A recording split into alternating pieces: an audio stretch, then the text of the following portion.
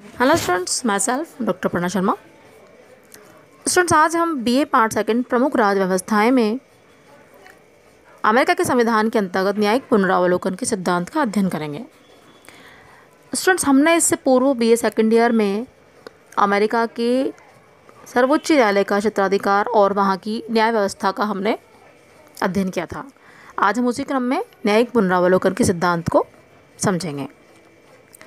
तो न्यायिक पुनरावलोकन न्यायपालिका की वह शक्ति है जिसके द्वारा विधायिका या कार्यपालिका के निर्णयों को अवैध या गैर संवैधानिक घोषित किया जा सकता है।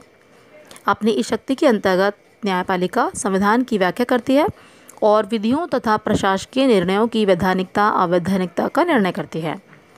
आमतौर से यह अधिकार अंतिम रूप से किसी देश के सर्वोच्च न्यायालय में निहित होता है। आधुनिक राज्यों में लिखित संविधानों की व्याख्या होती है और इससे संविधानों की व्याख्या करने का और उसके अतिक्रमणों से रक्षा करने का प्रश्न उठ खड़ा होता है।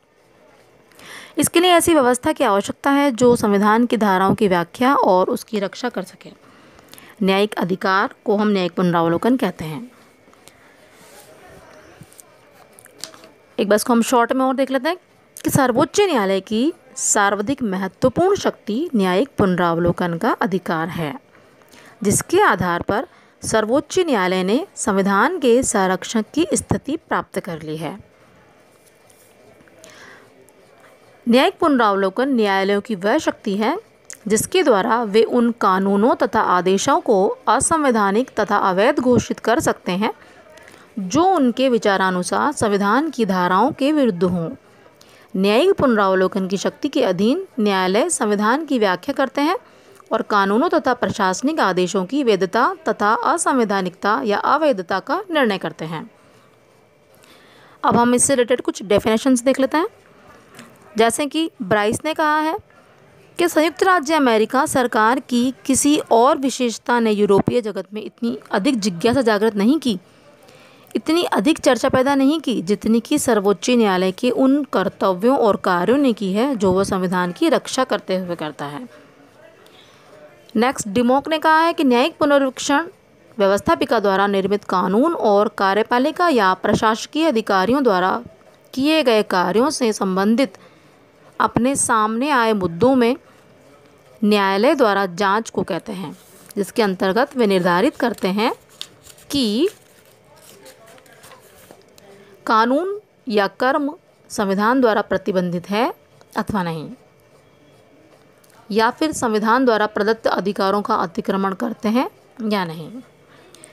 नेक्स्ट डेफिनेशन हम देख लेते हैं मार्शल के अनुसार। तो मार्शल कहते हैं कि न्यायिक पुनरीक्षण न्यायालयों द्वारा अपने सामने पेश विधायी कानूनों तथा कार्यपालिका अथवा प्रशासकीय कार्यों का वह निरीक्षण जिसके द्वारा यह निश्चित किया जाता है कि क्या ये एक लिखित संविधान के द्वारा निषिद्ध किए गए हैं अथवा उन्होंने अपनी शक्ति से बढ़कर कार्य किया है अथवा नहीं।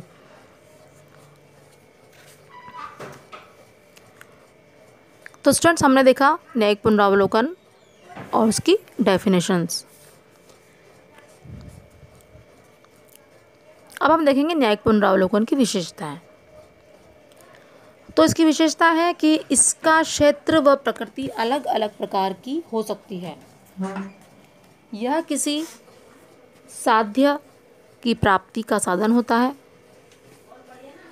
इसमें संवैधानिक सरकार की स्थापना होती है। न्यायिक पुनरावलोकन के परिचालन सिद्धांत अलग अलग हो सकते हैं।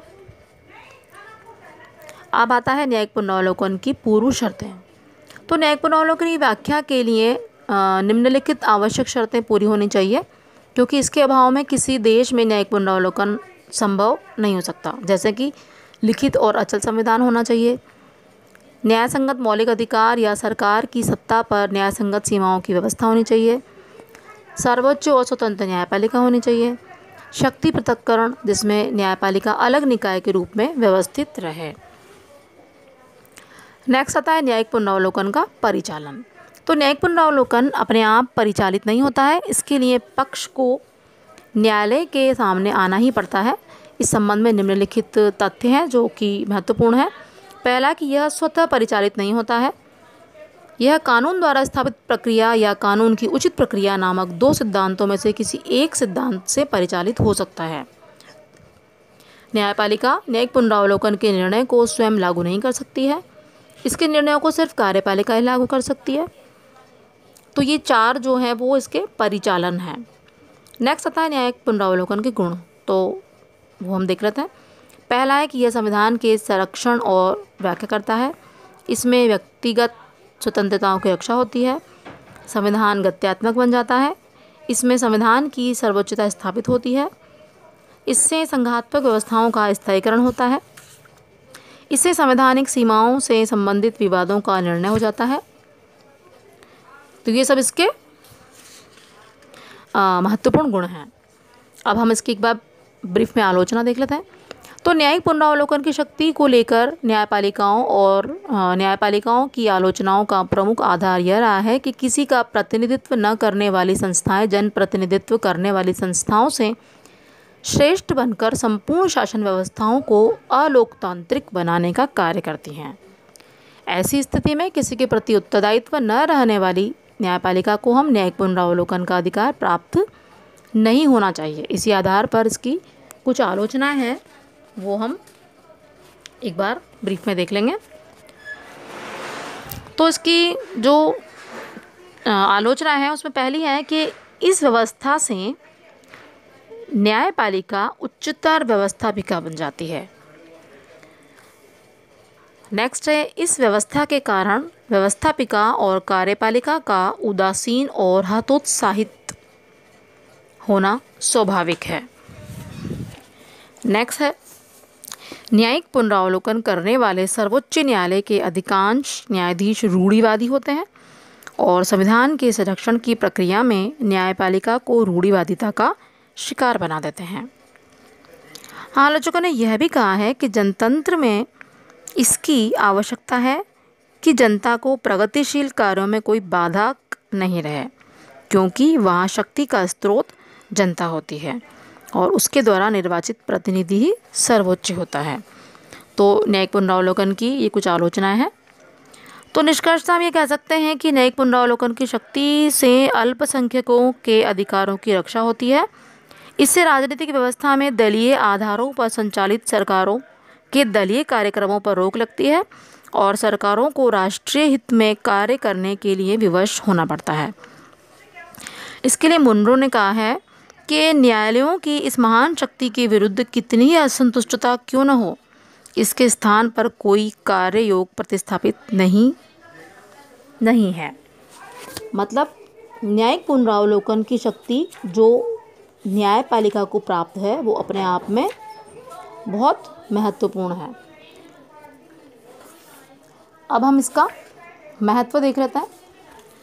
तो इसके महत्व में आ जाएगा कि हालांकि इसकी कुछ आलोचनाएं भी हैं, परंतु साथ में इसका महत्व है, इस बात को हम भी नकार नहीं सकते हैं। जैसे कि नागरिक अधिकारों और स्वतंत्रताओं की रक्षा। सर्वोच्च न्यायालय ने अपनी इस शक्ति के बल पर सदैव ही नागरिक अधिकारों और स्वतंत्रताओं की रक्षा का कार्य किया है। सर्वोच्च न्यायालय नागरिक स्वतंत्रताओं की रक्षा के प्रति कितना जागरूक है, इसका प्रमाण यह है कि गृह युद्ध की स्थिति में भी जब राष्ट्रपति लिंकन ने बंदी प्रत्यक्षीकरण के अधिकारों को स्थगित कर दिया तो मुख्य न्यायाधीश टॉनी ने इसे अनुचित बताया। तो मतलब ये हमारे नागरिकों के अधिकारों की रक्षा करता है। नेक्स्ट, संविधान को गतिशीलता प्रदान करना। इन सबके अतिरिक्त सर्वोच्च न्यायालय की इस शक्ति का सर्वाधिक महत्व इस दृष्टि से है कि इसने संविधान को बदलती हुई परिस्थितियों के अनुरूप गतिशीलता प्रदान की है। प्रत्येक संविधान को लागू किए जाने के बाद देश की परिस्थितियों में भी परिवर्तन होते हैं, उनके कारण संविधान में संशोधन जरूरी हो जाता है। अमेरिकी संविधान में संशोधन की प्रक्रिया पर्याप्त कठिन होने के कारण औपचारिक रूप से ऐसे परिवर्तन करना सरल नहीं है। तो सर्वोच्च न्यायालय की न्यायिक पुनरावलोकन की शक्ति का परिणाम है कि बिना औपचारिक परिवर्तन के संविधान बदलती हुई परिस्थितियों के अनुरूप ढल गया है। वेयर के शब्दों में हम कह सकते हैं कि संविधान को नवीन समाज की आवश्यकताओं के अनुरूप ढलना सर्वोच्च न्यायालय का ही कार्य है। नेक्स्ट है सीमित शासन की कल्पना को साकार करना।